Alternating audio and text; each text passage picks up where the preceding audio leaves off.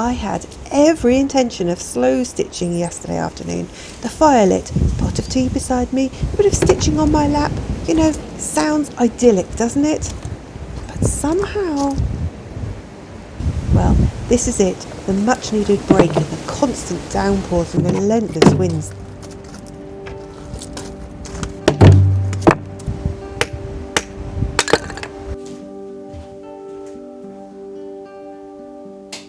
And this little reprieve kind of signals to us that it's time to get the fire lit again before we button down the hatches until the morning.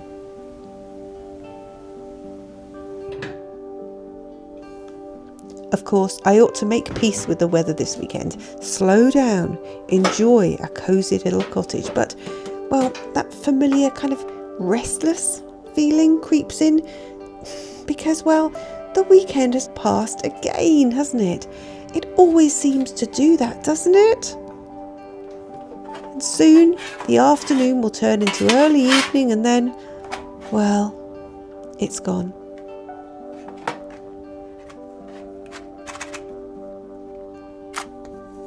Like I said, I had every intention of a slow afternoon yesterday. The fire lit, pot of tea, stitching on my lap.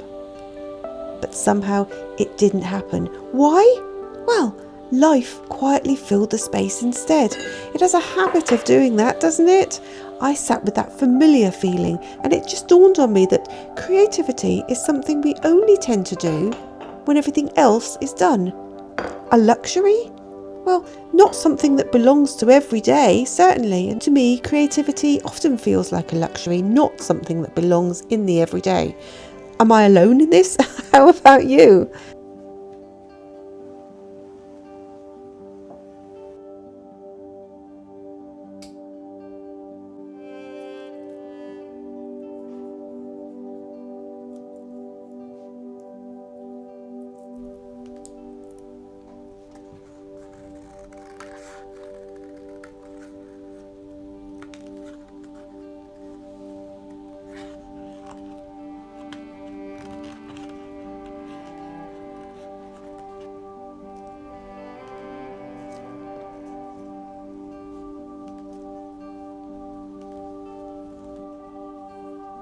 Well, I found myself asking a question.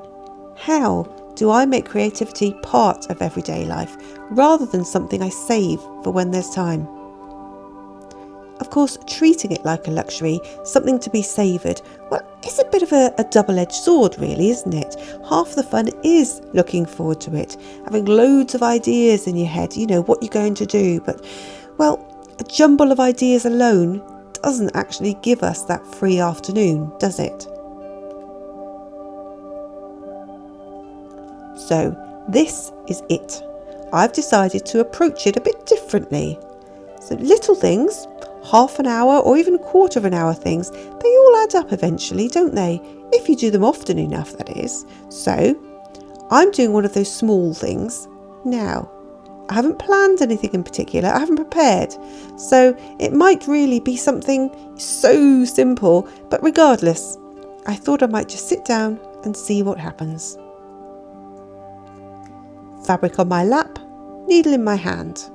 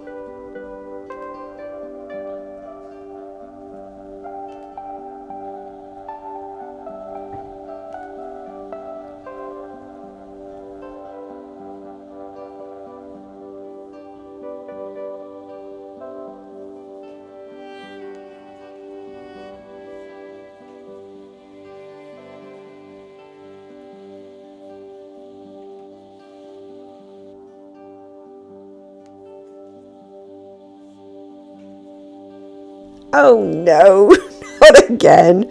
Okay, so, well, naturally, I guess. As soon as I start stitching, my focus comes rushing back to the stitches. I get completely lost in it, deeply engrossed. So engrossed, in fact, that I've done this again. Look, I've gone straight through. Look at it, right through the fabric and into these. No, it's not the first time. So this time, unpicking or cutting a hole. Well, last time it took me far too long deciding which to do, followed by a frustrating 20 minutes of unpicking and re-stitching. This time the stitching's going to win. It's not that I don't like my trousers, of course. It's just that I like the stitching more. So I guess I'll be wearing them with a bit of extra ventilation until I patch them eventually. Oh, it's weird, isn't it? And one job seems to lead to another. And in this case, it's one bit of stitching, that's leading to another, because next time I'll be looking for the fabric to patch. And, while I'm doing that, of course, well, I'll probably fluff something else up, and then that'll lead to my next stitching job too. Total absorption, even the mistakes, losing track of time. Yeah, that's definitely me. I mean, creativity doesn't wait to arrive once life has settled, does it? Until you have time. It arrives as part of it, inside it or something. I don't know. But that raises another question, doesn't it, I guess? How do you let creativity live alongside everyday life without it turning into another frustration because you feel like you're actually failing because you're not completing it? Well, then it hit me like a ton of bricks, and I think the answer might be simpler than we expect. So it doesn't need to be finished or impressive or tidy.